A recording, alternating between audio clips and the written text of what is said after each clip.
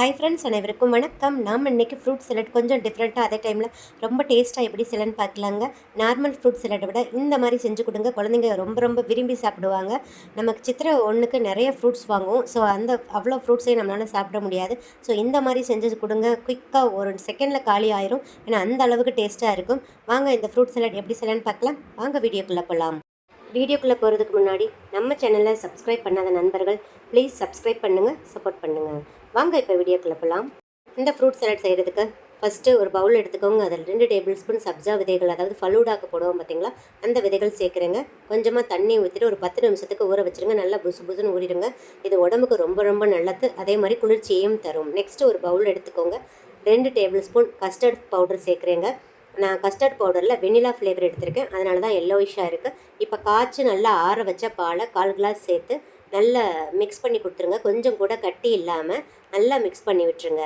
உங்ககிட்ட custard powder இல்லைன்னா cornflour மாவு 2 டேபிள் ஸ்பூன் சேர்த்துட்டு இதே மாதிரி காய்ச்சி ஆற வச்சுன பால் ஒரு 1/4 கிளாஸ் சேர்த்து நல்லா மிக்ஸ் பண்ணி கொடுத்துருங்க. கார்ன்ஃப்ளவர் மாவும் சேர்க்க விருப்பம் இல்லைன்னா 5 முந்திரி பருப்பு எடுத்துகிட்டு நல்லா ஹாட் வாட்டர் ஊற்றி ஒரு 15 நிமிஷத்துக்கு நல்லா ஊற வச்சுருங்க. சின்ன வாழைப்பழமாக ஒரு வாழைப்பழத்தை எடுத்து குட்டி குட்டியாக கட் பண்ணி வச்சுக்கோங்க. 15 நிமிஷம் கழித்து அந்த முந்திரி பருப்பு நல்லா ஊறிடுங்க. சரி, ஒரு மிக்ஸி ஜார் எடுத்து வாழைப்பழத்தையும் குட்டி குட்டியாக கட் பண்ணி சேர்த்துருங்க. அந்த ஊற வச்ச 5 முந்திரி பருப்பையும் சேர்த்துட்டு நல்லா ஃபைன் பேஸ்ட்டாக அரைச்சிட்டு இது ஒரு உரமாக வச்சுருங்க. நெக்ஸ்ட் இந்த மாதிரி ஒரு அகலமான பாத்திரம் எடுத்துக்கோங்க. நான் இன்றைக்கி 300 ml பால் எடுக்கிறேங்க. ஸ்டவ் ஆன் பண்ணிவிட்டு பாலை நல்லா காய்ச்சிக்கோங்க. இப்போ பாருங்கள், பால் நல்லா பொங்கி வருது. ஃப்ளேமை கம்ப்ளீட்டாக சிம்மில் வச்சுட்டு 4லிருந்து 5 டேபிள் ஸ்பூன் சுகர் சேர்க்குறீங்க.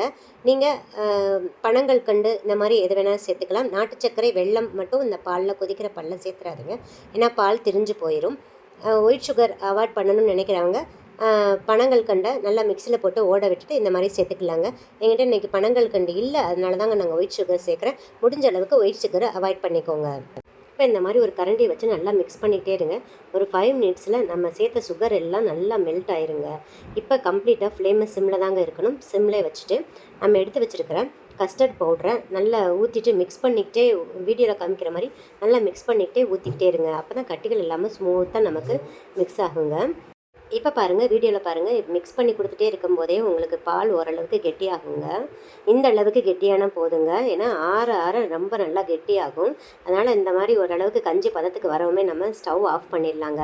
உங்கள்கிட்ட கஸ்டர்ட் பேஸ்ட் இல்லைன்னா நம்ம வாழைப்பழத்தையும் முந்திரி பருப்பையும் சேர்த்து அரைச்சி வச்சுருப்போம் பார்த்தீங்களா, அதை இந்த மாதிரி ஒரு 5 மினிட்ஸுக்கு சிம்மில் வச்சுட்டு சேர்த்துட்டு நல்லா மிக்ஸ் பண்ணி கொடுத்துட்டே இருங்க. ஆனால் இந்த அளவுக்கு கெட்டியாகாதுங்க, கொஞ்சம் கெட்டியாகும். ஸ்டவ் ஆஃப் பண்ணிடுங்க. இப்போ இது நல்லா ஆறட்டும். ஃப்ரிட்ஜில் வைக்கணும்னு அவசியம் இல்லைங்க. ஃபேன் காற்று கீழே வச்சாவே ஒரு 1/2 அன் ஹவரில் நல்லா ஆறிடுங்க. இப்போ பாருங்கள், இது கம்ப்ளீட்டாக ஆறிடுச்சு. இப்போ நம்ம தேவையான ஃப்ரூட்ஸ் எல்லாம் சேர்த்துடலாம். நான் ஒரு 1/4 கப் மாதுளம்பழம் சேர்க்குறேங்க. நெக்ஸ்ட்டு ஒரு 1/4 கப் க்ரீன் கிரேப்ஸ் எடுத்துருக்கேங்க. கிரேப்ஸையும் குட்டி குட்டியாக கட் பண்ணி சேர்த்துக்கோங்க. நெக்ஸ்ட்டு ஒரு சின்ன ஆரஞ்சு எடுத்து குட்டி குட்டியாக கட் பண்ணிவிட்டு அதையும் சேர்த்து விட்டுடுறேங்க. நாம் இதில் சேர்க்குற ஃப்ரூட்ஸ் எல்லாம் உங்கள் விருப்பம் தான். உங்களுக்கு என்ன ஃப்ரூட்ஸ் கிடைக்குதோ அதை எல்லாத்தையும் சேர்த்துக்கலாங்க. குட்டி குட்டியாக கட் பண்ணி சேர்த்துக்கோங்க. அப்போ தான் சாப்பிட்றதுக்கும் நல்லாயிருக்கும். நெக்ஸ்ட்டு ஒரு அரை வாழைப்பழத்தை இந்த மாதிரி குட்டி குட்டியாக கட் பண்ணி சேர்த்துருக்கேங்க. நெக்ஸ்ட்டு 1/4 கப் பன்னீர் திராட்சை எடுக்கிறீங்க. பன்னீர் திராட்சையை மட்டும் நல்லா வாஷ் பண்ணிவிட்டு சேர்த்துக்கோங்க. ஏன்னா இதில் அதிக அளவு பூச்சி மருந்து அடிப்பாங்க. ஸோ சால்ட்டு போட்டு நல்லா வாஷ் பண்ணிவிட்டு சேர்த்துக்கோங்க. பன்னீர் திராட்சையை நான் இன்றைக்கி கட் பண்ணலைங்க, முழுசாக சேர்த்துக்கோங்க. நெக்ஸ்ட்டு கொஞ்சமாக பாதாம், முந்திரி, வேர்க்கடலை, பிஸ்தா, உங்களுக்கு என்னென்ன நட்ஸ் கிடைக்குதோ அதை எல்லாத்தையும் இந்த மாதிரி தட்டி சேர்த்துக்கோங்க. இந்த நட்ஸ் சேர்த்தா ரொம்ப டேஸ்ட்டாக இருக்கும். இல்லைனாலும் உங்கள் விருப்பம் தான், இது ஆப்ஷனல் தாங்க. இப்போ கரண்டி வச்சு நல்லா மிக்ஸ் பண்ணி கொடுத்துருங்க. ஒயிட் சுகர் சேர்க்காதவங்க இந்த டைமில் நாட்டு சர்க்கரை அல்லது வெல்லம் எது வேணாலும் தட்டி சேர்த்துக்கலாங்க. இப்போ சேர்த்துட்டு நல்லா மிக்ஸ் பண்ணி கொடுத்துருங்க. ஏன்னா பால் கொதிக்கிறச்ச சேர்த்திங்கன்னா, நாட்டு சர்க்கரை, வெல்லம் இதெல்லாம் சேர்த்திங்கன்னா கண்டிப்பாக பால் தெரிஞ்சிருங்க. ஸோ இந்த டைமில் சேர்த்துக்கலாங்க. முடிஞ்ச அளவுக்கு ஒயிட் சுகர் அவாய்ட் பண்ணிக்கோங்க. இப்போ பாருங்கள், நாம் இதை ஒரு குட்டி குட்டி பவுல் எடுத்துக்கலாங்க. இந்த பவுலில் இந்த ஃப்ரூட் சலாட்டை ஊற்றிடலாங்க. இதை அப்படியே சாப்பிட்டாலும் நல்லா தான் இருக்கும். ஃப்ரிட்ஜில் ஒரு 1/2 அன் ஹவர் வச்சு எடுத்து சாப்பிட்டிங்கன்னா அதை விட ரொம்ப டேஸ்ட்டாக இருக்குங்க. இப்போ நான் இதை ஒரு 1 ஹவருக்கு ஃப்ரிட்ஜில் வச்சுட்டு வந்துடுறேங்க. ஃப்ரீசரில் இல்லைங்க, ஃப்ரிட்ஜில் வச்சுட்டு வந்துடுறேன். நெக்ஸ்ட்டு இதே மாதிரி ஒரு கண்ணாடி கிளாஸ் எடுத்துக்கோங்க. 1 ஸ்பூன் சப்ஜா சீட்ஸ், நெக்ஸ்ட்டு 1 ஸ்பூன் பாதாம் சீன் சேர்க்குறேங்க.